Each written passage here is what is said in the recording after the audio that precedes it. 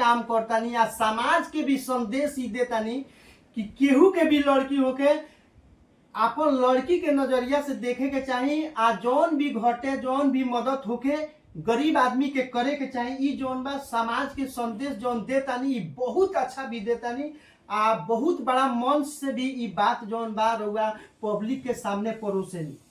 देखिए, नमस्कार प्रणाम, हाला जंक्शन में रउआ लोग के स्वागत बा। आ देख सकतानी भोजपुरी के स्वर सम्राट विजेंद्र बाबा से अभी मुलाकात भइल बा। आ चाहे स्टेज बादशाह कहीं बहुत अच्छा मुलाकात करके बात करके भी हमरा बहुत अच्छा भी लागल। आ यहाँ के परमिशन दहनी इंटरव्यू देवे खातिर भगवान के यहाँ के लाख लाख शुक्रगुजार बानी।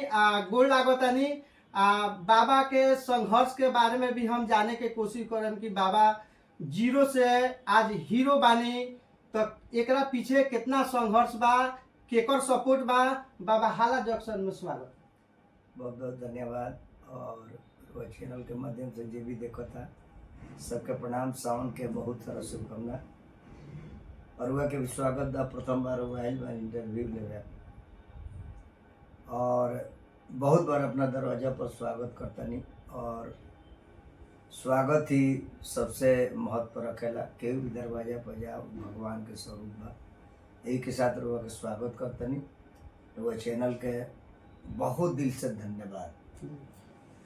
बाबा यहाँ तक रउआ पहुँचल बानी, जीरो से रउआ आज ई मुकाम तक हासिल कइले बानी। एकरा पीछे रउआ बहुत संघर्ष भी रउआ कइले बानी। तो थोड़ा हमरा दर्शक के बताई कि इस संघर्ष के पीछे के कहानी का। देखिए, जहाँ तक राउर सवाल बा कि जीरो से हीरो तक, जी जीरो रहनी आजो जीरो बानी। एगो हीरो ऊपर वाला बाड़ा।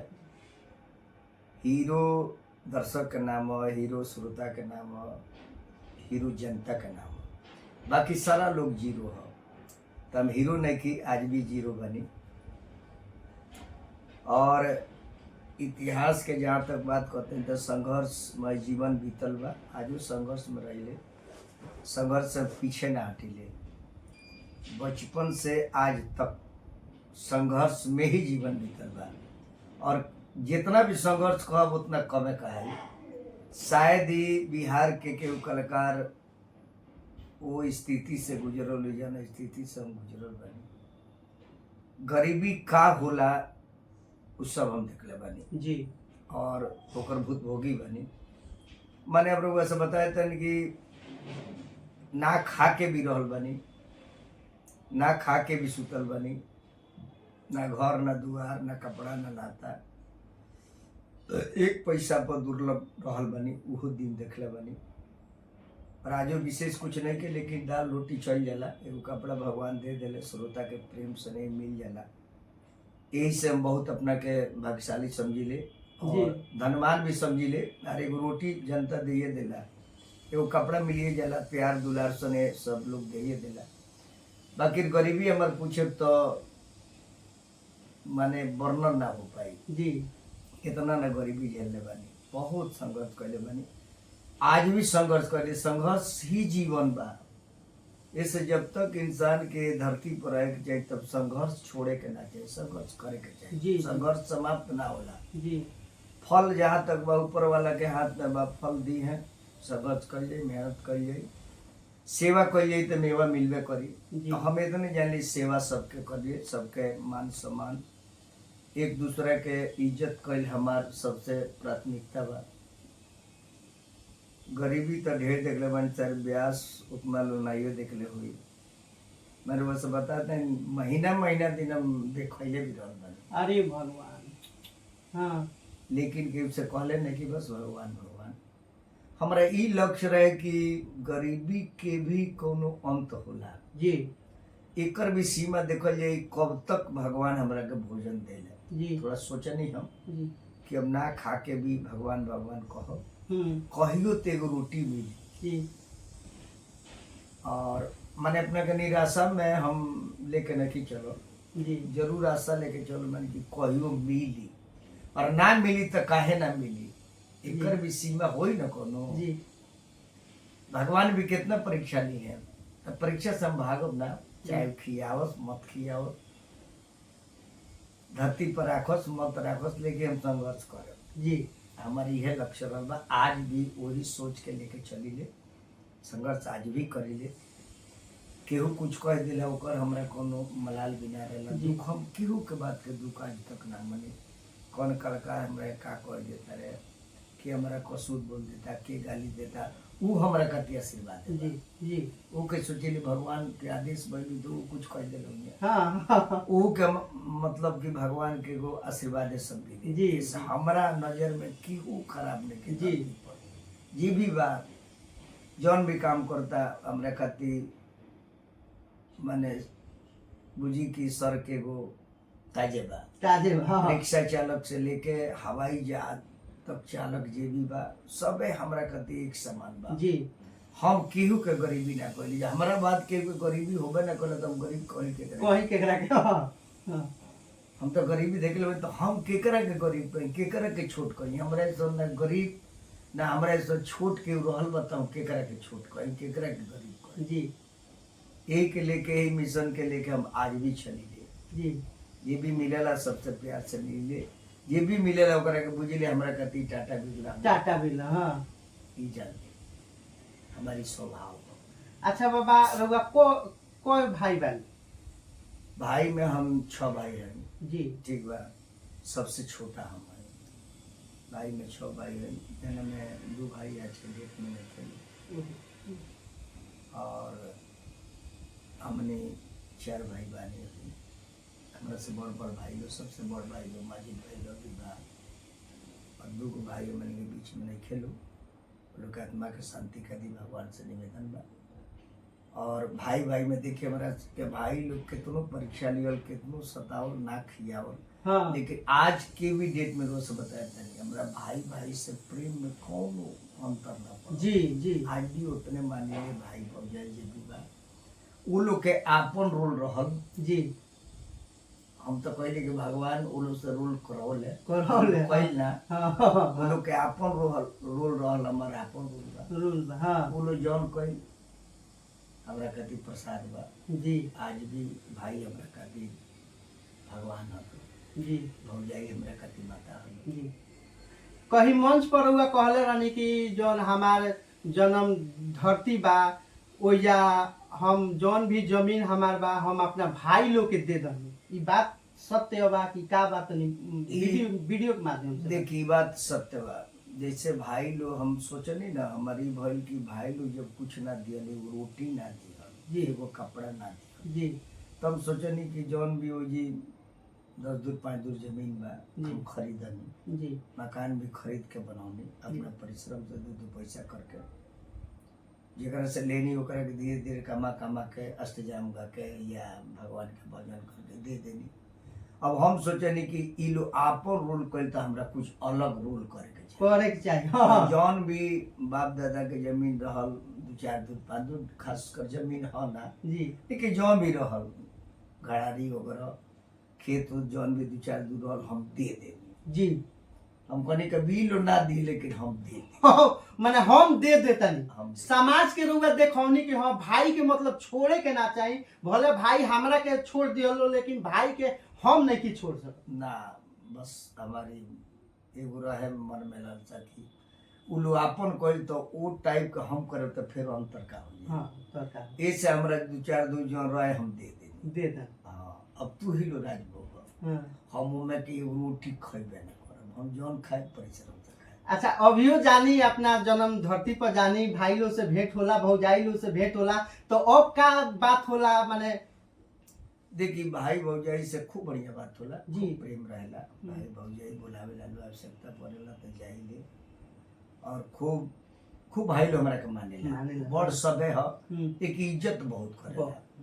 जितना हमरा करे के चाहे उ इज्जत उ लोग करेला। जहाँ हम बैठल बानी उ जिसे उ हट जाला। हाँ अगर कोनो कुर्सी पर बैठल बा हमरा के देख लियो तो साइड हो जाइयो, बाबू के जगह बैठ बाबू के। हाँ हम भले जमीन पर बैठे तब भी। अब बताइए इतना भाई के प्रेम के दी। हाँ हम सब कुछ दे दे, सब कुछ लोग कही लेकिन प्रेम तो दिलल ना, तो प्रेम हमरा कति आशीर्वाद बा। बाबा रउआ जिंदगी में संघर्ष जौन बा बहुत रउआ कइले बानी, कष्ट भी बहुत कइले बानी।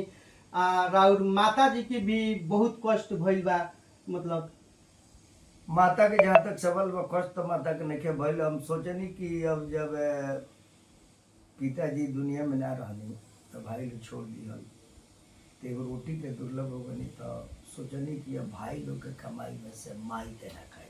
हाँ हमारी लक्ष्य रहो कि वो सर्विस में से, वो पैसा में से माई के ना खाए। हम भीख मांग के लिए आए। अरे 100 घर घूमे तो एको घर के उदाता एको तो घर दैये दी। केहू दी आप केहू दैये ना दी। हाँ रह गई कम सोची कि भाई भीखू मांगे तो का कोई के मांगे, का लोग को- दी कि ना दी। फिर भी सोचनी कि चलो पागलू जान के तो 100 घर घूमे तो एको घर तो मिल जाए। हाँ कुछ मिल जाए असर पावर तो माँ तारी बनाई हम खा ली। लेकिन माइये को अब अपने भीख मांग के खियाए, ये लोग के ना खाए। तो 30 वर्ष माता के सेवा खूब कैली। वाह अपन कमा के 30 वर्ष भाई लोग से एक पैसा ना, एगो कपड़ा ना, एगो ऐसी लक बीमारी के ना दिए लोग। जी माता जी भी हमरा के छोड़ के चल गई, बहुत आशीर्वाद देके। लेकिन काम का जिया भी पड़ल तो एक पैसा भी भाई लोग के उमे ना लागल। बस अपन जौन उमे नेक होला उ सब करल, लेकिन एक पैसा देवे के नहीं थे। जब सेवा में ना दिलल तो उमे दे के कोई का, नहीं देखा। उससे का फायदा होला। जी ऐसे प्रेम अभी उहे बा, खूब उससे ज्यादा बा। ज्यादा उलवापन कोई बस इतने हम जानते नहीं। मापन कोई माई के जितना लागल सेवा करे। अरे मातारी की सेवा दुनिया में करे लगी बा। के बा हाँ मातारी के रीढ़ का बेटा से दिया ही ना, लेकिन कोशिश करनी जौने भइल तौने खा के खिया के माई के जितना दिन रहे करे उतना दिन हम खूब सेवा करी। बाबा राउर जिंदगी जौन बा बहुत संघर्ष से बीतल बा, बहुत दुख से बाबा बीतल बा।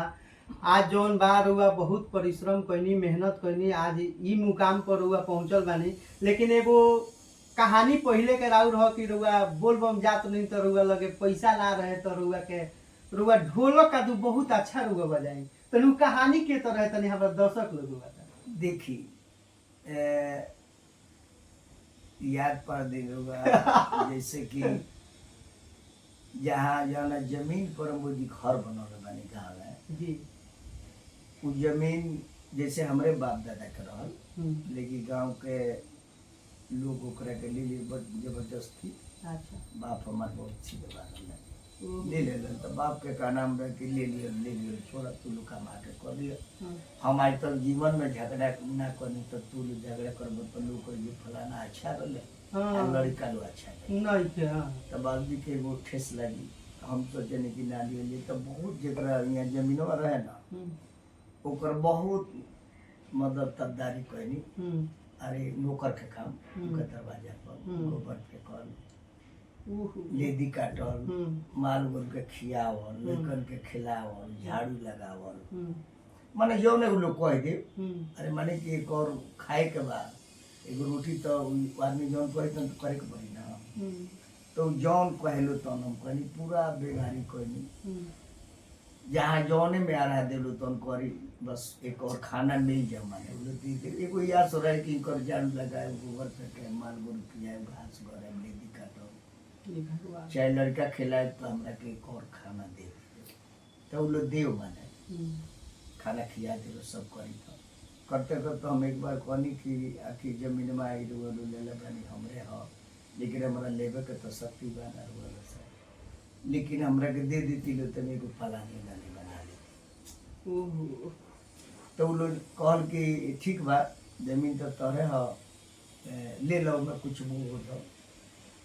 तो ये सावन के महीना है, तो विचार को समझिए कोई लड़का बड़ा साथ में खेलो सुन कनी के करे के ले वो कर देवे के चार वाटी भूज दिए धान के। तो जो एक दो भूजा धान हो जाए तो 2-4 दिन खाए वही में ले कराओ। तो पूरा लड़का कुलिया के हम हर ले आए, तो हम बल ले आए, तो हम कुदारी ले आओ, तो हमारा खेत में से बिया आ जाए, बुआ जाओ।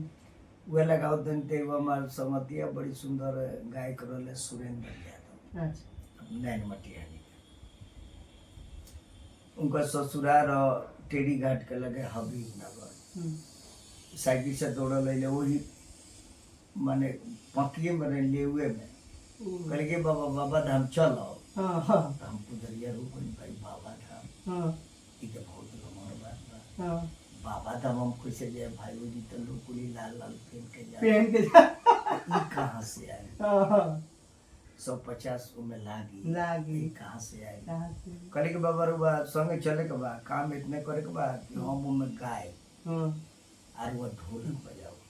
हाँ हमको तो बिल्कुल तैयार नहीं था ले छोड़ देता भाई बाबा धाम हमरे को तर जाए के हाँ। टैंकरे भागे हम तेन बाबा बाबा धाम घूम ले आएंगे। हाँ मल्ले हम छोड़ देता हाँ कहने के हम चलो हाँ गनी टेरी घाट तो हमरा के मने वो जी एगो सुखारी चौधरी रहले हथौड़ा के बड़ी सभ्य आदमी बहुत बड़े आदमी वो भी देखन दुनिया में भगवान का आत्मा के शांति दे सुखारी नाम रहे लेकिन सुखारी रहले ना वो सुख देवे वाला सुखारी रहे सुख देवे। हाँ। और जादू समाजों में पूरा गई टेरी घाट के हथौड़ा के हबीब नगर के तो हमरा के सिवान लोग गंजी आ गमछा अंडरवियर खरीदल लोग जी चंदा उंदा लगा के जी भाई बाबा के एक सेट कपड़ा खरीदा जी आ टेरिए घाट एक मसान माई बाड़ी वो जी से प्रोग्राम चालू हो गई ब्याज अपन गाँव लगलम ढोलक बजाउल एक तालो जी भाई गाड़िए पर। गाड़ी ना दुर्गा ही था अच्छा दुर्गा के उनसे चढ़े करे गाड़ी पर हाँ हाँ फिर शिवानंद सब पाल बाबू के पंप पर एक ताल भइल ओहु जी बजाउल अपन गाँव गावते बजावते बाबा धाम गइनी सब जात जात बाबा धाम जब बनी से एगो गुड़ियारी जगह बा बाबा धाम में वो जी से गाड़ी के संगत छूट जाला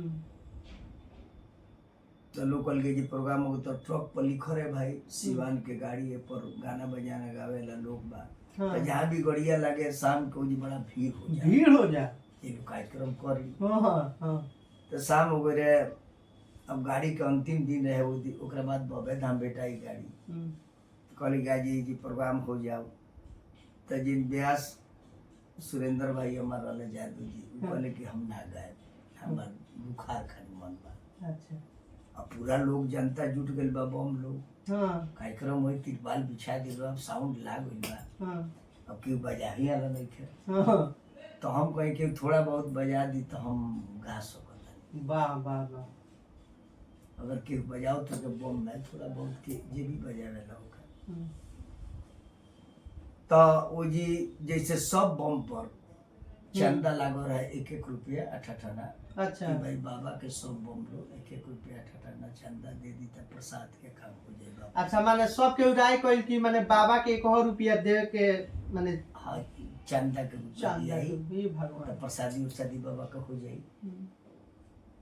तो एक जना रोले हो जी ललन सिंह एगो असलिया मोहतन में गाओ सभी के नगर तो कहले हम बजा दी हम कहते हम गा दे कि इतना बम लोग खड़ा था और ब्याह जी को ना करी और ब्याह जी को ये ससुराल रहे तो उनका को बोली के भाई बोली बम लोग तक के बोली ना ना आ हमरा एक डर है कि हम बजाई गाड़ी पकड़ बनी ना बजाए गए तो गाड़ी पर से उतार दी उतार ओहो हम तो वही सर्विस पकड़ बनी हां हमरा के कहले जी तब गाड़ी बने के चढ़े के ओहो हमरा तो डर लगा डर ना गाना बजाना गावे लगनी शिव जी के महिमा ऐसे गवनी आ कहनी के बाबा हमरा कुछ चाही ना एगो रोटी हमारे के दे दी हम माई खा ली। वाह सबसे बड़ा देखी सबसे बड़ा रुआ वो जब मंगले बानी बाबा के बाबा से कुछ जी। एगो रोटी दे दी माई बेटा खा ली एक बेरा के खाना की व्यवस्था कर दी गवनी बम लो खैर जे दिले बाबू के दिल से प्रणाम करता नहीं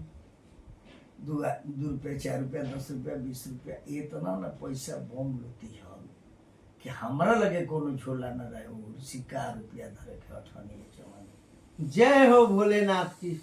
हाँ ठीक ना हाँ ना गमछा रहे ना छोड़ा रहे हाँ अब हम चंदा हमरा के जुड़ाई रहे अब हमरा लगे इतना ना कुल सिक्का रुपया हो गई तो हम सोची जो हम केकरा के दी मोटरी कहाँ लेके घूमी अब हम बम लोग के देवे लगे माने राउत बाबा भाग जोन बा वही जैसे खुलल स्टार्ट होता है। बम लोग के हम देवे लगे हाई ले जाइए रही रहुआ रास्ता में जूस पिए पेड़ा खाए चाय पिए मोटरी कहाँ लेके जाए बाबा धाम कोई नहीं खैर बाबा सुना नहीं एक रोटी माई बेटा के दिया ये तो हमारी कहानी में बोल अच्छा बाबा, राउर लड़का कह लड़का हमरा 3 जना बा। हाँ हम राउर एगो गीत जौन बा हम यूट्यूब पर सुनत रहनी तो रउआ कहनी कि हमार लड़का 3 आदमी बालो, लेकिन भगवान हमरा के लड़की जौन बा नहीं देले, लेकिन लड़की हम गोद 6 गो लड़की लेले बानी। बाबा हम ई सच बात जाने के चाहतनी कि बात सत्य है कि? नहीं देखी, मैं गोद नहीं ले लड़की तो नहीं है, लेकिन 4 गो लड़की गरीब के रख ले बानी जी जना में से एगो शादी कर दे बानी, 3 गो पड़त है। और भगवान बड़े आगे से बिको मांग के में चंदा लेके ओकनी के शादी कर दे। एकदम गंगा नहा ले हम जी एगो तो कर दे बानी जी। 2 गो दिलिये में से पढ़े सब तैयारी करते चली लड़की जीविया जी पढ़ाई लिखाई हम का को जे सब ईश्वर करावे पूरे जन्म के उ लड़की हो सकत हो सकता तो बस हमरा जी में लगोले बड़े 4 गो के परवरिश करे के पड़ी तो हम का टेंशन ली। जी भीख मांगे के कोई टेंशन, जब भीखे मांग के खाए के बाद त का टेंशन ले को बा। पेंशन देवे ला कहीं बैठल बड़ा जी। अरे खैनी ओकर ना घटेला जे खरीद के खाए जेकरा होइए न के खैनी तो ओकर का घटी मांग के खा लो बा। वही के सहारा रखले बानी। वो लड़की को चल गई सरपंच के कृपा से जी। एगो गंगा नहा ली। लेकिन बाबा ई जीवन में रुआ बहुत बड़ा काम करतानी आ समाज के भी संदेश ही देतानी कि केहू के भी लड़की होके अपन लड़की के नजरिया से देखे के चाही, आ जौन भी घटे जौन भी मदद होके गरीब आदमी के करे के चाही। ई जौन बा समाज के संदेश जौन देतानी ई बहुत अच्छा भी देतानी, आ बहुत बड़ा मंच से भी ई बात जौन बा रुआ पब्लिक के सामने परोसेनी। देखिए